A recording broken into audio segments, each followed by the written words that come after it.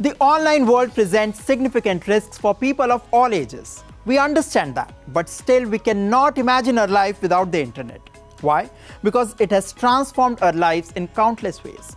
But what we can do is be vigilant, exercise caution, and adopt necessary safety measures to stay safe online. Here are some tips that can help you navigate the online world better.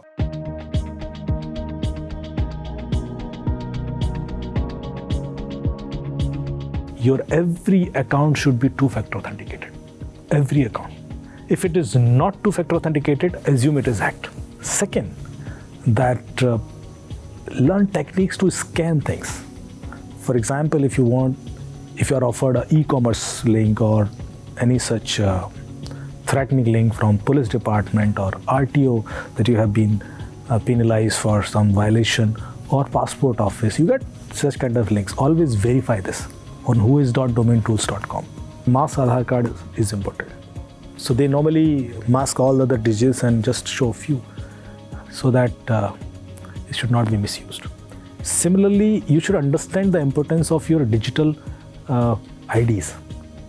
You should not share each and everything so easily, conveniently to anyone.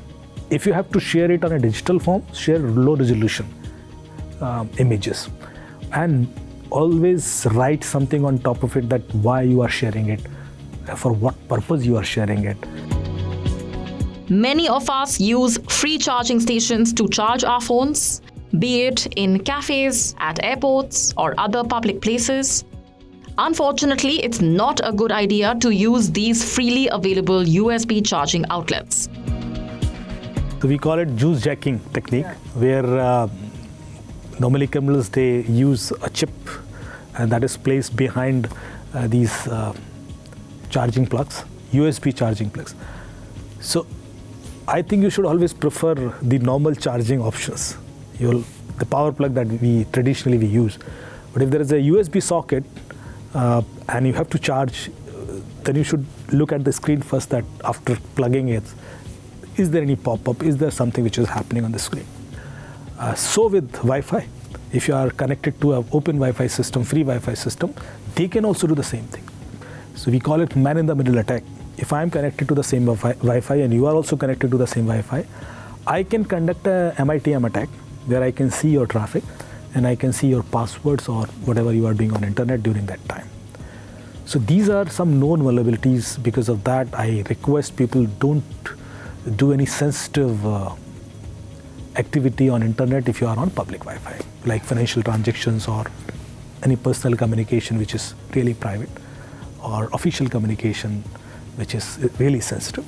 Avoid doing it on public Wi-Fi. International transactions should be disabled when you are in your country and you are not traveling, so that at least you have reduced the risk that somebody could use it out of your country. Because if it has happened, it's very difficult to catch them. And second thing, whether you should use browser or app. Native apps are always tested on a continuous basis against these kind of threats. Native apps means the app, those are offered by banks. So they offer you apps and they say that you install it. So they are always conscious to make it more and more secure. So your browsers are mostly vulnerable because you don't upgrade them to the latest version and fix their patches. And that's why it is always a risk when you are doing the same financial transactions through browsers. There's no guarantee that your browser is updated, and it may not have a plugin which is stealing your banking passwords or stealing your OTPs. Prevention is the best cure. Do not share your OTP with any unsolicited person that you are not aware of. Secondly, be very much aware about what kind of apps are installed on your phone. Thirdly, do not answer any unsolicited call that you are not aware of, particularly video calls, as it might be a cybercrime perpetrator. If you happen to fall prey to a cyber scam, make sure you take the right steps. They should call 1930 and report the cybercrime, and also report it to the nearest police station. And they should also share correct details, because a lot of time what happens is, due to lack of sharing of correct details, the investigation gets hampered. So immediately they should share the details of the account from which the amount has been debited.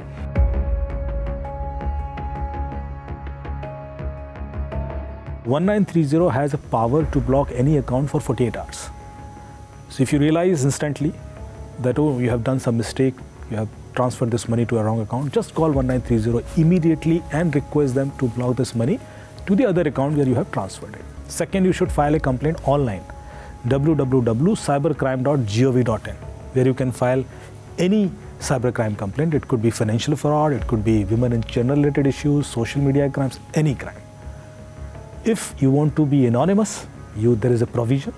You can use that provision. Third is you should also inform your bank, which is really very, very important, because RBI says that if you inform to your bank within 3 days, bank is liable to pay you everything.